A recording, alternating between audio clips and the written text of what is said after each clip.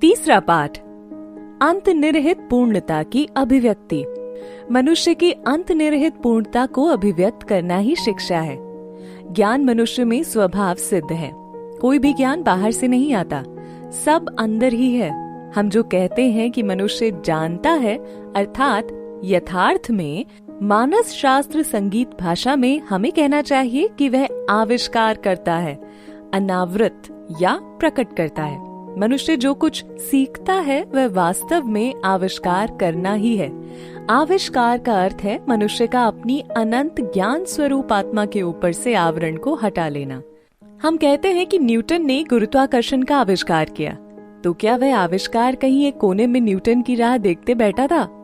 नहीं, वह उसके मन में ही था। जब समय आया तो उसने उसे जान लिया या ढूंढ लिया। संसार को जो कुछ ज्ञान प्राप्त हुआ है वह सब मन से ही निकलता है। विश्व का असीम ज्ञान भंडार स्वयं तुम्हारे मन में है। बाहरी संसार तो एक सुझाव, एक प्रेरक मात्र है जो तुम्हें अपने ही मन का अध्ययन करने के लिए प्रेरित करता है। सेब के गिरने से न्यूटन को कुछ सूझ पड़ा और उसने अपने मन का अध्ययन किया। उसने अपने मन में विचार की पुरानी कड़ियों को फिर से व्यवस्थित किया और उनमें एक नई कड़ी को देख पाया, जिसे हम गुरुत्वाकर्षण का नियम कहते हैं। वह ना तो सेवा में था और ना पृथ्वी के केंद्रस्थ किसी वस्तु में। ज्ञान भीतर है। अतः समस्त ज्ञान, चाहे वह लौकिक हो अथवा आध्यात्मिक, मनुष्य के मन में है। बहुगा वह प्रकाशित ना होकर ढका रहता है, और जब आवरण धीरे धीरे हटता जाता है तो हम कहते हैं कि हम सीख रहे हैं।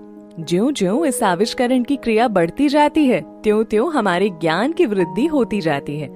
जिस मनुष्य पर ये आवरण उठता जा रहा है वह अन्य व्यक्तियों की अपेक्षा अधिक ज्ञानी है, और जिस पर ये आवरण तह पर तह पड़ा हुआ है वह अज्ञानी है। जिस पर ये आवरण पूरा हट जाता है वह सर्वज्ञ, सर्वदर्शी हो जाता है। चकमक पत्थर के टुकड़े में अग्नि के समान ज्ञान मन में निहित है सुझाव, या उद्दीपक कारण ही वह घर्षण है जो उस ज्ञानाग्नि को प्रकाशित कर देता है। सभी ज्ञान और सभी शक्तियाँ भीतर हैं। हम जिन्हें शक्तियाँ, प्रकृति के रहस्य, बल कहते हैं, वे सब भीतर ही हैं। मनुष्य की आत्मा से ही सारा ज्ञान आता है। जो ज्ञान सनातन काल से मनुष्य के भीतर निहित है उसी को वह बाहर प्रकट करता है, अपने भीतर देख पाता है। अनंत शक्तिशाली आत्मा वास्तव में कभी किसी व्यक्ति ने किसी दूसरे को नहीं सिखाया। हम में से प्रत्येक ने अपने आप को सिखाया होगा। बाहर के गुरु तो केवल सुझाव या प्रेरणा देने वाले कारण मात्र हैं, जो हमारे अंतस्थ गुरु को सब विषयों का मर्म समझने के लिए उद्बोधित कर देते हैं। तब फिर सब बातें हमारे अनुभव और विचार की शक्ति द्वारा स्पष्टतर हो जाएंगी और हम अपनी आत्मा में उनकी अनुभूति करने लगेंगे। वह समूचा विशाल वट वृक्ष जो आज कई एकड़ जमीन घेरे हुए है, उस छोटे से बीज में था जो शायद सरसों दाने के अष्टमांश से बड़ा नहीं था। सारी शक्ति राशि उस बीज में निबद्ध थी। हम जानते हैं कि विशाल बुद्धि एक छोटे से जीवाणु कोश में सिमटी हुई रहती है। ये भले ही एक पहेली सा प्रतीत हो, पर ये सत्य है। हम में से हर कोई एक जीवाणु कोश से उत्पन्न हुआ है और हमारी सारी शक्तियाँ उसी में सिकुड़ी हुई थीं।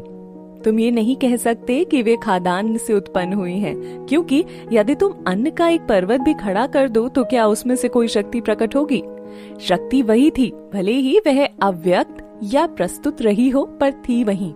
उसी तरह मनुष्य की आत्मा में अनंत शक्ति निहित है, चाहे वह ये जानता हो या ना जानता हो। इसको जानना, इसका बोध होना ही इसका प्रकट होना है।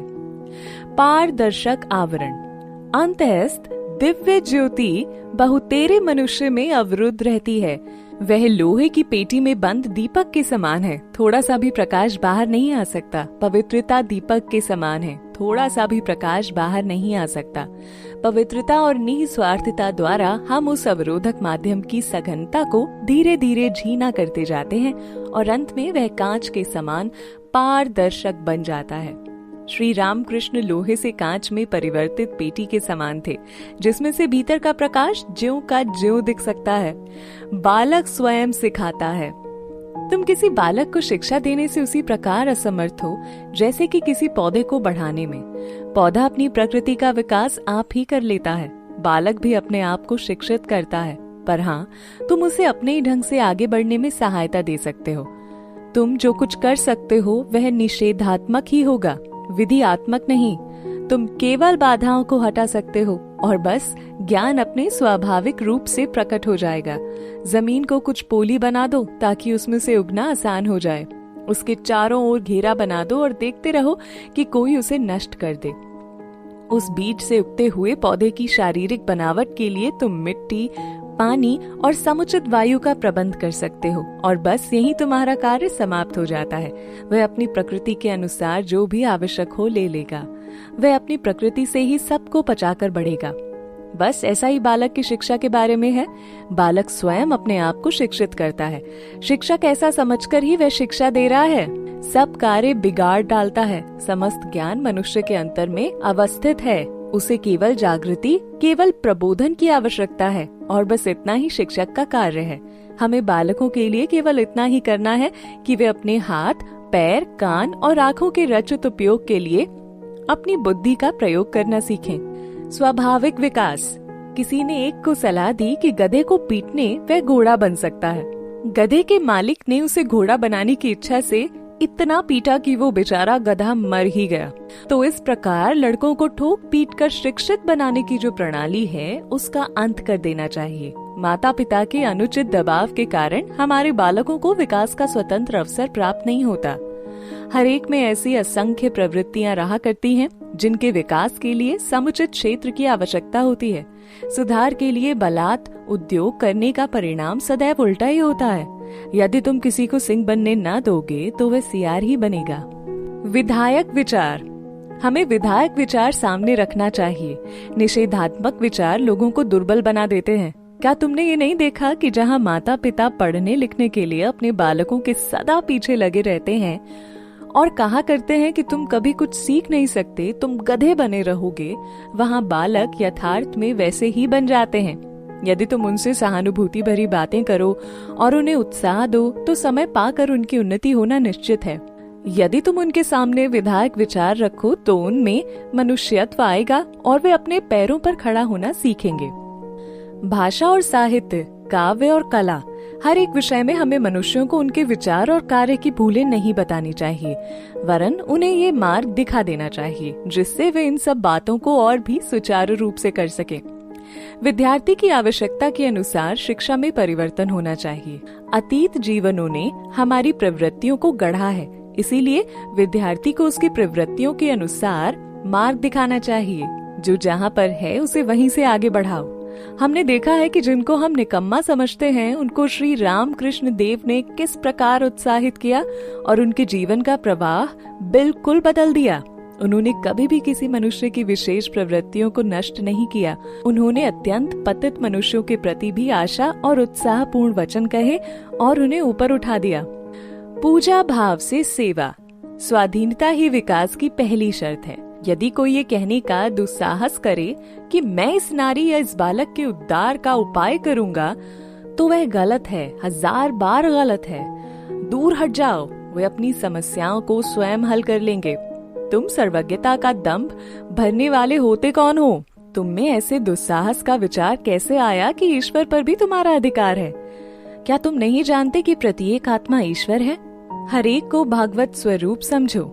तुम केवल सेवा कर सकते हो। प्रभु की संतों की सेवा करो जब कहीं तुम्हें अवसर मिले। यदि प्रभु की इच्छा से तुम उनकी किसी संतान की सेवा कर सको तो सचमुच तुम धन्य हो। तुम धन्य हो कि वह सौभाग्य तुम्हें प्राप्त हुआ और दूसरे उससे वंचित रहे। उस कार्य को पूजा की ही भावना से करो। विचारों को आत्मसात करना। शिक्षा विविध जानकारियों का ढेर नहीं है जो तुम्हारे मस्तिष्क में ठूंस दिया गया है और जो आत्मसात हुए बिना वहाँ आजन्म पड़ा रहकर गड़बड़ मचाया करता है। हमें उन विचारों की अनुभूति कर लेने की आवश्यकता है जो जीवन निर्माण, मनुष्य निर्माण तथा चरित्र निर्माण में सहायक हो। यदि तुम केवल 5 ही परखे हुए विचार आत्मसात कर उनके अनुसार अपने जीवन और चरित्र का निर्माण कर लेते हो तो तुम एक पूरे ग्रंथालय को कंठस्थ करने वाले की अपेक्षा अधिक शिक्षित हो। यदि शिक्षा का अर्थ जानकारी ही होता तब तो पुस्तकालय संसार में सबसे बड़े संत हो जाते और विश्वकोश महान ऋषि बन जाते। गलत शिक्षा। विदेशी भाषा में दूसरे के विचारों को रटकर अपने मस्तिष्क में उन्हें ठूंसकर और विश्वविद्यालयों की कुछ पदवियां प्राप्त करके तुम अपने को शिक्षित समझते हो। क्या यही शिक्षा है?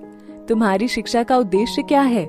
या तो मुंशीगिरी मिलना, या वकील हो जाना, या अधिक से अधिक डिप्टी मजिस्ट्रेट बन जाना, जो मुंशीगिरी का ही दूसरा रूप है। बस यही ना? इससे तुमको या तुम्हारे देश को क्या लाभ होगा? आंखें खोलकर देखो, ये भारत खंड अन्न का अक्षर भंडार रहा है, आज इस अभाव की पूर्ति करेगी। वह शिक्षा जो जन समुदाय को जीवन संग्राम के उपयुक्त नहीं बनाती, जो उनकी चारित्रिक शक्ति का विकास नहीं करती, जो उनमें भूत दया का भाव और सिंह का साहस पैदा नहीं करती, क्या उसे भी हम शिक्षा का नाम दे सकते हैं? शिक्षा कैसी हो? हमें तो ऐसी शिक्षा चाहिए जिससे चरित्र बने, मानसिक बल बढ़े, बुद्धि का विकास हो और जिससे मनुष्य अपने पैरों पर खड़ा हो सके। हमें आवश्यकता इस बात की है कि हम विदेशी अधिकार से स्वतंत्र रहकर अपने निजी ज्ञान भंडार की विभिन्न शाखाओं का और उसके साथ ही अंग्रेजी भाषा और पाश्चात्य विज्ञान का अध्ययन करें। हमें यांत्रिक और ऐसी सभी शिक्षाओं की आवश्यकता है जिनसे उद्योग धंधों की वृद्धि और विकास हो, जिससे मनुष्य नौकरी के लिए मारा मारा फिरने के बदले अपनी आवश्यकताओं की पूर्ति के लिए पर्याप्त कमाई कर सके और आपातकाल के लिए संचय भी कर सके। मनुष्य निर्माण।